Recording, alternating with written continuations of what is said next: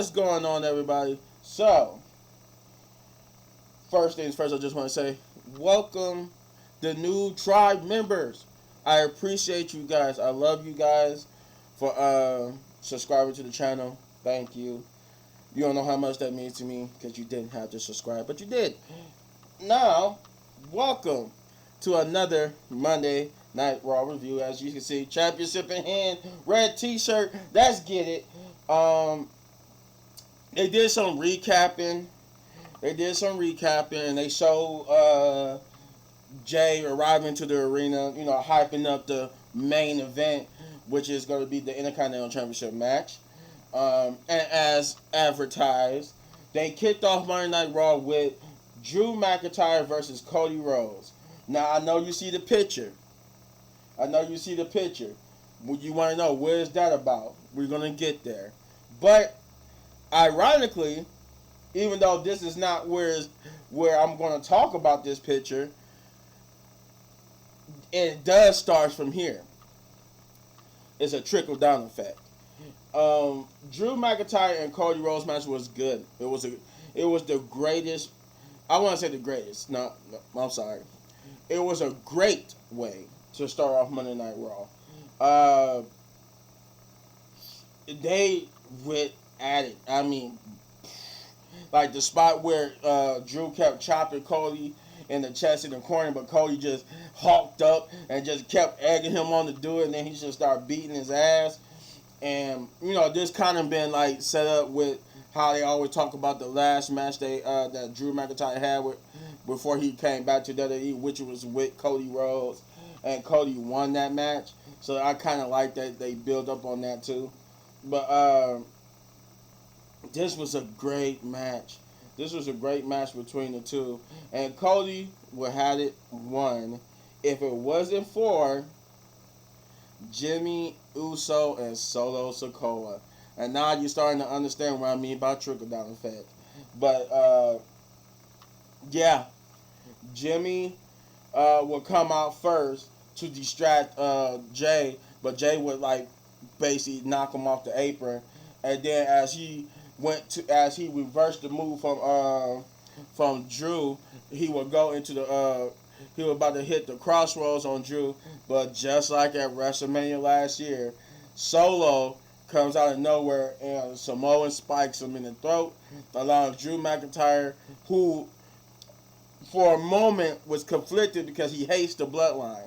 And I like how they added that in, and that he did not want to take this victory like that because he hated the bloodline, but Drew was a big picture thinker, and more on that later.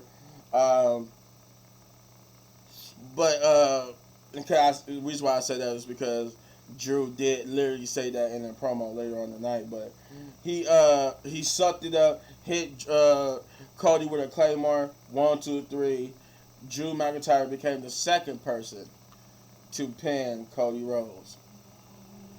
Anywho, but with the bloodline and Jimmy and Solo basically celebrating up at the ramp, at the top of the ramp. But that would not be the end, as you can see from this picture, of Jimmy's night. Then we would get to the second match of the night. I think there was some backstage promos.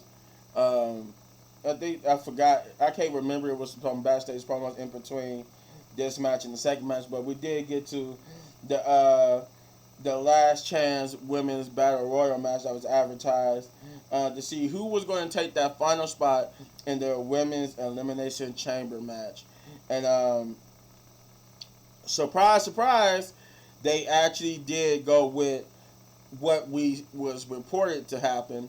It was up in the air if it was going to happen. If you don't know what I'm talking about, they did report. At first, it was reported that Jade Cargill was going to be in the last chance women battle royal, but then they removed her, then the reports came out getting close to today, like maybe a couple, the early last week, and they were saying that she wasn't going to be in it now, and that she was going to be pulled from it. But it was then some people said it wasn't going to happen. Some people said it was. Then we got to here we are tonight at the last chance women battle royal, and she did get pulled and replaced by a returning Raquel Rodriguez. Raquel Rodriguez was the person who replaced, instead of just somebody who was already in the match in the battle royal running, they replaced Jade with Raquel Rodriguez. And Raquel dominated. She dominated. She got the most eliminations. I think the second will have to be like Shayna Baszler and Zoe started working together. Chelsea Green got some eliminations in there too. She was good too. I enjoyed it. I liked the fact that the crowd was fully behind Raquel. They welcomed him back with open arms, and she felt the love. And she will eliminate both. It came down to her and Zoe Stark and Shayna Baszler. She will eliminate them and celebrate her victory. But if you notice, after she celebrated her victory, if you've seen the match, or if you haven't seen it, after she celebrated her victory, the bell never rang. Why did the bell never ring? Because earlier in the match, there was a moment where Chelsea Green would get she got sent over the top ropes and almost eliminated, but she held on and came back into the ring. But then she would get, I think, knocked down again, and she would slip underneath the ropes. Therefore, Chelsea Green was never eliminated. So even though the crowd was celebrating, she was celebrating, people was wondering, like, why didn't the bell ring? And then everybody forgot Chelsea Green never got eliminated. And she came back into the ring behind Raquel, hyped, because she knew she had her. So she grabbed Raquel. Raquel surprised. She grabbed her, but Raquel reversed it, eliminates Chelsea Green officially. And now the bell rings, and now Raquel is your winner. I had to build it up like that because that's how it literally went. She eliminated both Shayna Baszler and she eliminated Shayna Baszler first, then Zoe. And when she eliminated Zoe, she literally went to celebrate. I like that. I like that little swerve because I almost forgot it myself. And then I'm like, wait, it was just at the last moment when the bell didn't ring. I had to remember. I'm like, why the bell not ringing? Then I'm like, oh, I don't think Chelsea Green got eliminated. It was like I was running through my mind, and I'm like, who? I'm like, somebody else did somebody not get eliminated? Then I'm like, Chelsea Green. She rolled under the ropes. It was like it almost slipped. It was like this close for me forgetting completely that she slipped underneath the ropes and never got eliminated. But yeah, it was a fun elimination, and I like the little boost they gave to Raquel. We will have a backstage promo with Michael Cole interviewing from ringside both Rhea and Nia, and both Rhea and Nia just basically talked about how they Michael asked Rhea how did she have butterflies about competing for the first time in her home country in front of her home people, and she said she don't have butterflies, but it was a point in time when she wanted to quit because she didn't feel it. She wasn't comfortable in her own skin. But now that basically trying to say Judgment Day allowed her to be who she truly is, allowed her to be her, and now she's going to go to Australia, perform in front of her home country people, and dominate. But Nia assures her that she wasn't going to win, that she was going to dominate, and then Rhea told her that she's going to crumble when she gets to Australia and see how all the people is going to be chanting and screaming for mommy. And this would motivate Nia to do something later on in the night. We did get to the 8-man tag match, which was R-Truth, The Miz, and DIY or DX, as R-Truth keeps mistaking them for it, versus the Judgment Day. And this was a fun 8-man tag. The chaos was there. R-Truth, funny moments in there. Him coming out the ring still wearing a poncho. Speaking of which, I forgot about that. That's one of the promos that they showed, was that they had like this funny documentary, like crying, almost like a crime documentary with R-Truth, interviewing him about like his turbulent time with the Judgment Day. I'm like, I love R-Truth. Like I love like this is the only man who could get a funny gimmick, a joke clown like character gimmick, and it's actually getting over. So they give him like these segments and stuff. Like if you notice, since he came back, he's been pushed, and they've been giving him like these big moments, and he's been succeeding. But that will lead into this match, which is the 8-man tag match, and man, this was a good match. It was. I enjoyed it. I enjoyed Truth's funny moments. Though I will say this, even though R-Truth and them lost tonight, if this is a starting point for R-Truth to become just a little bit more serious, I'd be all for him and The Miz taking the titles off of Judgment Day. I would be all for The Miz and them to do that if that's the direction they're going. Now, I also would like for to see Pete Dunne and them to do it too. But if they do go with The Miz and Truth doing it, then I would like for them to do it where R-Truth is a little bit more serious. But yeah, Judgment Day at the end, we could pull out the victory with a choke slam or a South of Heaven choke slam on R-Truth from Damian Priest. And 1, 2, 3, Judgment Day is your winner. Becky Lynch will come out and to the crowd talking about how she's going to be how this is going to be her first ever Elimination Chamber match, and she's going to be in there competing with some great wrestlers. But that she was going to go into this Elimination Chamber match for the first time with the need to win so she could face Rhea at WrestleMania. And I kind of get what Liv Morgan says. I'm more on that in a minute. But like, you can't overlook people. And we don't, they do bring it to attention. Like I said, I'm going to get there. I'm jumping the gun a little bit. But that she just basically talks about how she's going to win an Elimination Chamber and go on to WrestleMania to face Rhea. Liv Morgan will come out and remind her that there are other competitors in this match and not to overlook anybody. And Raquel, who will come out to interrupt Liv, will say that Liv is correct and that you can't overlook everybody, especially Nia, because Rhea might not even be champion at WrestleMania. Who knows who's going to be champion come WrestleMania time? And even if you do win, it might not be Rhea that you face. It might be Nia. Or it might be Rhea. And then she would get interrupted by Naomi and Tiffany Stratton, who got new music. And Bianca Belair. I think that's everybody. Yeah. There was Becky, Raquel, Liv, Naomi, Tiffany Stratton, and Bianca Belair. Yep, that's 6. And Bianca Belair will be the last one to come out, and she will basically tell them that she's going to continue her undefeated streak, and continue to win the Elimination Chamber match. Which I forgot that she do have an unbeaten streak at Elimination Chambers, and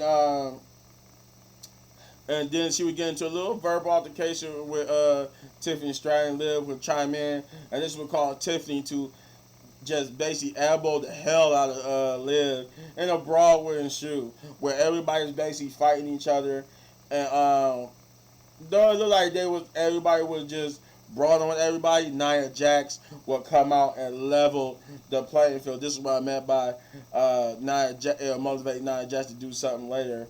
And she basically came out and leveled everybody and all 6 competitors to stand tall and glow at Rhea. And pretty much it gave Nia some much needed hype and boost in her legitimacy, because she just laid waste to all 6 competitors who's going to be trying to fight Rhea or Nia at WrestleMania. But though we know Rhea is winning that Elimination Chamber, I mean, come on. She's not losing that Elimination Chamber. Though that will be a good swerve. We would get Chad Gable versus Ivar with a backstage promo from both hyping the matchup, where Chad Gable basically saying that he tried to tear down the Afro Academy, and that he told Ivar to leave Valhalla in the back, and he'll leave his guys in the back, and that it will be he just want to go 1-on-1. Ivar accepted it and said that the path the guys have chosen for them goes straight through Chad Gable. And we got to the match, and the match was good. Especially because of Chad Gable. You know, Chad Gable always making the match good with his feats of athleticism and strength. So, it was good. I enjoyed it. Chad Gable did get the victory here over Ivar with a ankle lock. But overall, this was a good match. It had a lot of time to cook. But not as much as the next match, but it had a lot of time to cook. We got promos from New Day, basically challenging the Imperium to a street fight match, which was made official for next week. It will be New Day versus Ludwig Kaiser Giovanni in a street fight. Shinsuke Nakamura cut a promo on Sammy because Sammy cut a promo earlier, and they will have a match next week. And yeah, we get to the main event, which is Gunther versus Jay. Finally, getting to why this picture exists. Chad. Gunther and Jay had a hell of a good match. This was a great main event. Now, the finish. I should say it's been reported today as I'm recording this that Jay, the finish was all set in stone, with Jay winning the match and becoming the new Intercontinental Champion up until 6 p.m. yesterday. And then they said once 6 p.m. hit, it was changed. So, but then it's been reported too that could all be just a swerve, that Jay was really going to win, but that was just false reports that WWE is feeding out to throw the dirt sheets and all the people off. So who knows if it's true or not. But regardless, it was a great match. It was Gunther looked dominant at the beginning. He was dominating Jay. Also making it seem like Jay really wasn't a true contender. But then Jay turned it up. And so why he's main event Jay. And man, it was awesome from that point on. Jay had his moment. Gunther was overwhelmed. And Jay would hit Gunther with five. As in Booker T, 5 times. He would hit him 5 times with spears. One that was on the apron, and then he would hit him with that last spear, the 5th one. He hit him, and then he would go to the top rope to hit him with a splash, and it was 1, 2, 3. Gunther was not cooking out. He had Gunther beat. Gunther, for the first time since he became Intercontinental Champion and went on this impressive run, this was the first time where he actually, you could tell he wasn't going to kick out. This was going to be 1, 2, 3, but the bell, as the referee hit 2 and was about to come down for 3, the bell started ringing early. So the referee stopped, was like, "Hey, what's going on? I ain't hit 3 yet. Why is somebody hitting the bell?" Freaking Jimmy Uso is over there hitting the bell, which distracted everybody. Gunther tried to take advantage, but Jay would hit him with a super kick and try to hit, then would do a dive out the ring onto as the security guards. Security guards had got Jimmy, and they was at ring, like walking past ringside. Jay would see this after the super kick onto Gunther, after Gunther tried to take advantage of the distraction, and he would dive on the outside to Jimmy, taking Jimmy and the security guards out. And I think this is what caused Jay, because then he would go for the splash again, but Gunther would get the knees up and roll Jay up for the pin. He didn't hit no finishers. He hit nothing. This all made Jay a legitimate. And I didn't know that in WWE 2K24, they had Jay is a 90. Both Jay and Gunther is a 90. It really is pushing Jay as a main event player. He got a 90 overall rating. And I know Jimmy is only like an 86, if not a 70. But yeah, Jay would try to hit the splash one more time, but he would get the knees up, roll up Jay. Jay would get pinned 1, 2, 3, and Jimmy would go on the attack on Jay, and that's why we got this photo here, because he would hit Jay. He would beat him out there. He hit him with a super kick, and then he hit him with like 2 splashes, and thus we end the show with Jay standing tall. Jay telling Jimmy telling Jay, falling Jay, that you think you're gonna win without me? No matter what you do, I'm always gonna be your big brother. Man, this episode was good. This episode was good. I'm bummed that Jay didn't get the victory. I don't know where Gunther goes from here. I really don't. Gunther is I don't know who challenges Gunther next. I say Jay again or Chad Gable. They did kind of like set the breadcrumbs. Maybe Chad Gable steps back in and finally gets his opportunity against him. But overall, I'm going to give this episode of Monday Night Raw, I'm going to give it an 8 out of 10. This was a great This was a good. This was a great go home show. Yeah, 8 out of 10 big ups. My thumbs. There you go. 8 out of 10 big ups, because this was a great way to, as a go home show for Elimination Chamber. We got NXT and Friday Night SmackDown to go. Then for those on the East Coast, you gotta wake up 5 o'clock in the morning to watch. If you're gonna watch it live, you gotta wake up 5 o'clock in the morning to watch Elimination Chamber live. Or if you're on the West Coast, I think it's like 3, and then some in other places it's 12. But anywho, yeah, that's it. That's all I got. Also be on the lookout. Like I said, don't have no new updates, but just want to let you guys know I am going to be part of a podcast, the Wrestling Pit Crew podcast, with my good friend and fellow YouTuber Chris Wrestling Views and whatnot. I'm going to still have this channel, of course. I'm going to still have this channel. I'm going to still do my gaming. I'm still going to do my individual wrestling reviews. But it's also just a fun thing where you just, a whole bunch of YouTubers get together and just discuss everything wrestling, having like a little podcast. I think we're going I don't know if we're going to do it like live stream. I'm pretty sure it's going to be like a live stream podcast. Or we're going to do video. I don't know how we're going to do it, but I'm pretty sure it's going to be live stream. But yeah, that's still coming. And I'm almost saying if you smell. And if you enjoyed my video, you know what to do. You hit this button right here for all of my wrestling reviews. And if you enjoyed the video so much and want to support the channel, hit those buttons, because we grow slowly but surely. Just like as I said in the beginning, welcome new tribe members. I am your tribal chief now. And as always, hitting one of these videos for more amazing content. Don't go anywhere, because I got some reactions and a review from Mountain Web next. Peace.